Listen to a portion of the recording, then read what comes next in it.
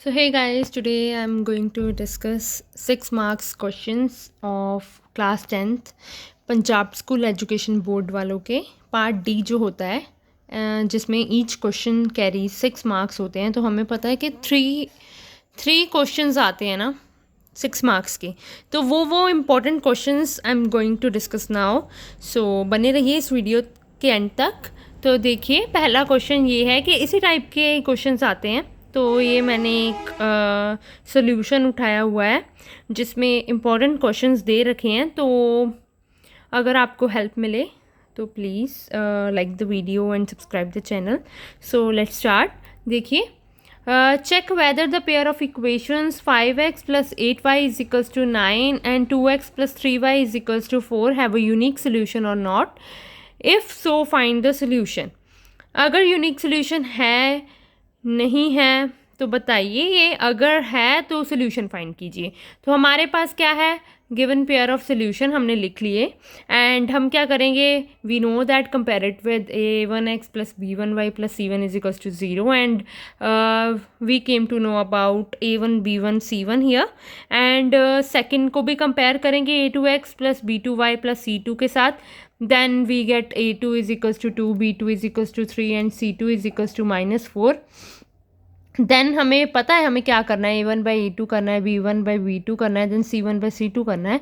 जैसे a1/a2 हमने यहाँ पे किया 5/2 आया, b1/b2 आया 8/3 एंड c1/c2 आया हमारा -9/-4।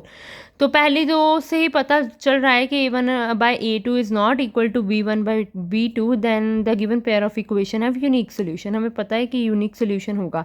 अगर यूनिक सोल्यूशन है then we have to find the solution of this also. So then अगर सोल्यूशन फाइंड करना है देन सोल्यूशन हम कैसे भी कर सकते हैं। सोल्यूशन कैसे, मतलब सोल्यूशन क्या है कि एक्स और वाई की वैल्यूज़ निकालनी है इन दो इक्वेशन से, है ना। तो क्या करेंगे, हम सब्सटीट्यूशन मेथड भी लगा सकते हैं, एलिमिनेशन मेथड भी लगा सकते हैं, जो आपको आसान लगता है वो लगा दीजिए। देन देखिए, यहाँ पे इन्होंने एलिमिनेशन मेथड लगाने की कोशिश की है। तो एलिमिनेशन मेथड के लिए इन्होंने क्या किया है, यहाँ पे मल्टीप्लाई कर दिया इक्वेशन नंबर 1/3 और दूसरी इक्वेशन को 8 के साथ मल्टीप्लाई कर दिया। मतलब y का ये कट करने की सोच रहे हैं। तो इसको 3 के साथ और इसको 8 के साथ मल्टीप्लाई कर दिया। अगर इसको 3 के साथ करेंगे तो क्या बन जाएगा, 15x plus 24y is equals to 27। और दूसरी अगर 8 के साथ करेंगे तो 16x plus 24y is equals to 32।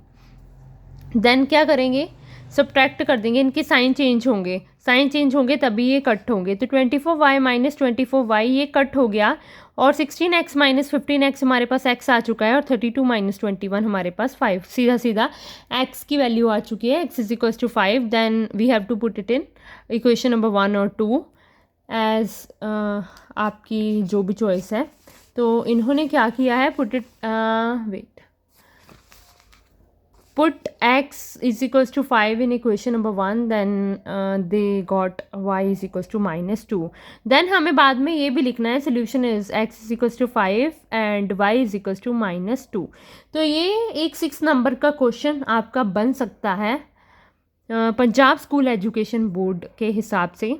ये बन सकता है आपका ऐसा 6 नंबर का क्वेश्चन, जिसमें से आपको ये दे दिया जाएगा, आपको पूछा जाएगा कि इसका सोल्यूशन वो वाला है या नहीं है। अगर है, इसका सोल्यूशन है, then you have to find the values of x and y. और दूसरा ये जो क्वेश्चन है बहुत ज़्यादा फेमस हो रखा है अभी। तो देखिए इसको, the taxi charges in a city consist of a fix charge together with the charge for the distance covered for a distance of 10 kilometre. 10 kilometre के डिस्टेंस के लिए जो चार्ज है वो 105 रुपये है एंड 15 किलोमीटर की जर्नी के लिए जो चार्ज है वो 155 रुपये है। ठीक है, तो फिक्स्ड चार्जेस क्या है और चार्ज पर किलोमीटर क्या है हमारे पास। तो जो जो उन्होंने पूछा होता है ना उन्हीं को हम एक्स और वाई मान लेते हैं। जैसे कि ये देखिए, लेट द फिक्स चार्जेस भी एक्स हो जाएगा और let the charge per kilometre भी वाई हो जाएगा। How much does a person have to pay for travelling a distance of 25 kilometre. कितना 25 किलोमीटर को जब बंदा कोई ट्रैवल करेगा तो उस बंदे को कितना पे करना पड़ेगा। तो पहले from the given conditions we have to make the equations. Then देखिए, फिक्स चार्ज तो एक्स ही रहेगा ना, तो फिक्स चार्ज तो सेम रहेगा, तो एक्स लगा दिया प्लस। देखिए 10 किलोमीटर के चार्ज के लिए मतलब चार्ज पर किलोमीटर ना, इसलिए वो 10/, आया। और उसके लिए चार्ज कितना पे हुआ 105, और 15 किलोमीटर की जर्नी का क्या बनेगा, x plus 15y is equal to 155। ये जो फिक्स्ड चार्ज है वो तो रहेगा, और जो चार्जेस पर किलोमीटर है वो ऐड हो रहे हैं। ठीक है, दो इक्वेशंस बन गई हमारे पास। उसके बाद हमें कुछ नहीं करना, वैल्यूज़ निकालनी है और सॉल्व करना है। इन्होंने क्या किया, अभी सब्सटीट्यूशन मेथड लगा रहे हैं। इक्वेशन नंबर फर्स्ट से x is equals to 105 minus 10y ले आए हैं, और क्या किया इन्होंने, ये वाली इक्वेशन को दूसरी इक्वेशन में पुट कर दिया। जब इन्होंने पुट कर दिया तो इनकी वैल्यू जो आ चुकी है y 10 आ चुकी है, और जब वैल्यू 10 आई तो इन्होंने क्या किया, जो इक्वेशन नंबर 3 बनी थी उसमें पुट कर दिया, तो आपकी x की वैल्यू आ चुकी है। अब x 5 आ चुका है और y 10, मतलब फिक्स चार्ज जो है वो 5 रुपये हैं, और चार्जेस पर किलोमीटर 10 रुपये हैं। ठीक है, तो amount to be paid for travelling 25 kilometre का क्या बनेगा, ऐसे ही सेम बनेगा, x प्लस 25y। तो x हमारे पास कितना है, 5 प्लस 10 इंटू 25 हो चुका है, 5 प्लस 250 वो बन चुका है 255। सो ये छोटा सा क्वेश्चन आपको 6 नंबर दे रहा है, अगर आप सही तरीके से इस क्वेश्चन को कर रहे हो देन, है ना। तो एक क्वेश्चन आपको पता है कि आपको थ्योरम आ सकती है ना, थेज थ्योरम आ सकती है, या 10.1 वाली जो थ्योरम है आपकी, वो external point of a circle वाली, वो आ सकती है। तो देखिए इन्होंने क्या किया है, prove that if a line is drawn parallel to one side of a triangle intersecting the other two sides in distinct points then it divides the two. Basic proportionality theorem आई हुई है। और दूसरा उन्होंने बोला है कि अगर आपको गिवन फिगर दे रखी हो ट्राइंगल ए बी सी में, जिसमें D E parallel to B C है, देन एक्स की वैल्यू क्या होगी, देखते हैं। तो देखिए इसमें बेसिक प्रोपोर्शनैलिटी थ्योरम गिवन क्या है, एक ट्राइंगल है ए बी सी है जिसमें D E parallel to B C है, हमें पता है यहाँ पे D E parallel to B C है। इसमें क्या करना है, और इंटरसेक्ट कर रही है A B in D and A C in E. A B को डी पे इंटरसेक्ट कर रहा है, ए सी को ई पे इंटरसेक्ट कर रहा है। और प्रूफ क्या करना है हमें, proof we know A D by D B is equals to A E by E C करना है। देन कंस्ट्रक्ट करेंगे, कंस्ट्रक्शन हमें पता है, ज्वाइन क्या कर देंगे, इसमें देखिए ज्वाइन किया हुआ है, ज्वाइन कर दिया बी को ई के साथ, सी को डी के साथ, और दो परपेंडिकुलर बना दिए, ये एक जी एक एफ बना दिया परपेंडिकुलर। तो इन्होंने ऐसे किया हुआ है ना, आपकी बुक में भी है, तो वो भी सेम ही है। तो देखिए क्या करेंगे, कंस्ट्रक्शन में लिख देंगे जो जो आपने ज्वाइन करा है, जो जो आपने ड्रॉ करा है, वो आप सब कंस्ट्रक्शन में लिख दोगे। प्रूफ में क्या लिखेंगे, जो प्रूफ में क्या लिखेंगे, अगर हमारे पास हमें पता है कि ई एफ जो परपेंडिकुलर ए बी के है ना, तो E F is the height. If E F is perpendicular to A B, मतलब ई एफ परपेंडिकुलर है, तो E F is the height, obviously height of the triangle A D E and D B E. ये वाले triangle में और ये वाले triangle में जो E F is the height.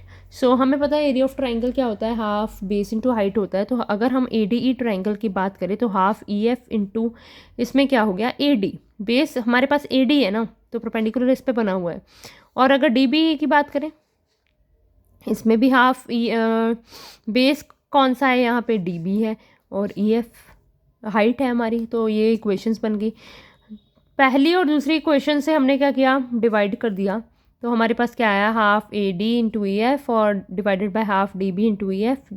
ये कट गया, ई एफ कट गया, जो हमारे पास आ गया A D by D B. तो मतलब ए इनकी रेशियोज किसके बराबर आ चुकी हैं, A D by D B के। सिमिलरली हमने क्या किया, फिर से डी ले लिया और हमारे पास डी ई सी, ये वाली ट्राइंगल डी ई सी को ले लिया। तो इनमें से फिर किया हाफ, यहाँ पे अब कौन सा, ये परपेंडिकुलर है डी जी ए सी पे बन रहा है, पहले ट्राइंगल में डी जी ए ई पे बन रहा है, तो D A E into D G हो गया, और दूसरे ट्राइंगल में ई सी इंटू डी जी हो गया। डी जी कैंसिल हो गया, हाफ हाफ कैंसिल हो गया, ए ई बाई ई सी हो गया।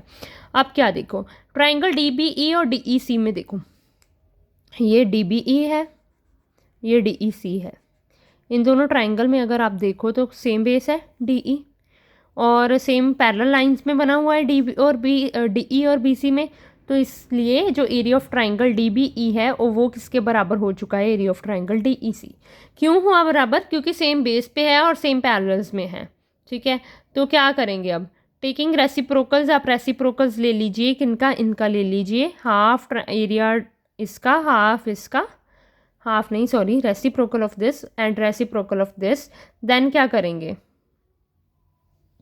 देखिए area of triangle A D यहाँ पे मल्टीप्लाई कर दिया दोनों साइड में। अगर दोनों साइड में मल्टीप्लाई कर दिया तो ये दोनों तो ये बन रहे हैं, इनकी जो लेफ्ट हैंड साइड है अगर इक्वल है देन राइट हैंड साइड भी इक्वल होगी, तो मतलब A D by D B is equal to A E by E C हो चुका है ना। तो in triangle A B C, अब देखिए ये तो प्रूफ हो चुका है। अब उन्होंने पूछा है ए बी सी ट्राइंगल में डी ई जो पैरेलल है बी सी के, और एक्स की वैल्यू फाइंड करो। एक्स आपको यहाँ पे भी दिया होगा ई सी, है ना, तो एक्स की वैल्यू फाइंड करेंगे। हमारे पास पता है अगर D E parallel to B C है तो A D by D B is equals to A E by E C हो जाएगा हमारे पास, है ना। A D by D B is equals to A E by E C हो जाएगा। देन क्या करेंगे, x is E C, x is E C यहाँ पे दिया नहीं है उन्होंने, x is E C.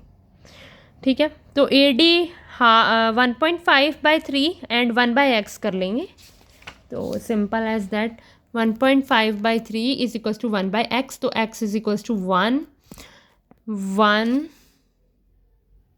x is equals to 1 into 3/½ समझ रहे हो क्या किया, मतलब रेसिप्रोकल कर दो आप, है ना, रेसिप्रोकल इसका कर दो तो 3/½ हो जाएगा, x is equals to 2 centimetre आपका आ जाएगा। ये थी आपकी 6 नंबर की बेसिक प्रोपोर्शनैलिटी थ्योरम और उससे रिलेटेड क्वेश्चन, आपको ऐसा भी आ सकता है। ठीक है, और उसके बाद देखिए, उसके बाद आपको जो सर्कल चैप्टर की थ्योरम है, prove that the length of the tangent drawn from the external point of the circle are equal, ये प्रूव करना है। और दूसरा क्या है, prove that the tangent drawn at the end of the diameter of circle are parallel. तो इसके 2 points बने हुए हैं। तो पहली क्या है, length of tangent drawn from the external point to the circle, एक सर्कल लेंगे, ओ इज़ द सेंटर, है ना।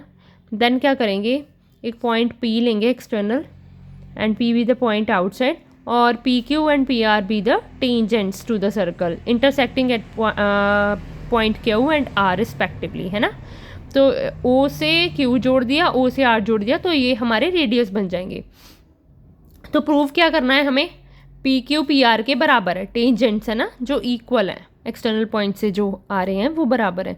तो कंस्ट्रक्शन में क्या करेंगे, ज्वाइन कर देंगे ओ क्यू को, ओ पी को और ओ आर को।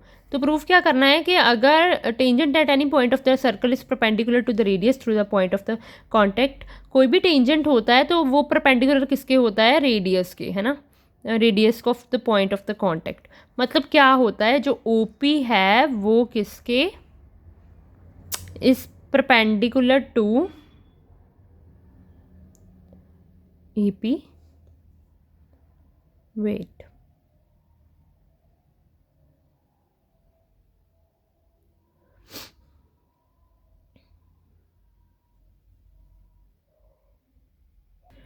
तो इन्होंने ना गलत दे दिया है, ए पॉइंट तो था ही नहीं। तो उन्होंने क्या कहा है, we know that the tangent at any point of the circle is perpendicular to the radius through the point. तो मतलब कोई भी टेंजेंट है ना जो मतलब पी क्यू है ना, तो ओ पी के, तो मतलब O P is perpendicular to, हम यहाँ पे आएगा P Q, wait,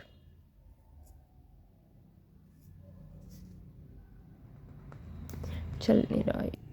so O P is perpendicular to P Q है, and O P is also perpendicular to P are.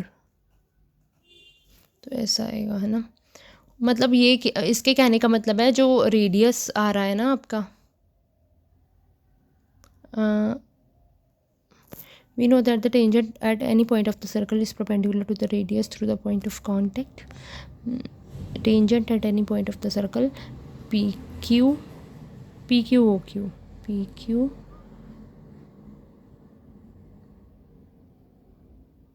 ये ऐसे नहीं आना है, इसकी ऐसे बनेगी क्योंकि उन्होंने कहा है कि tangent at any point of the circle.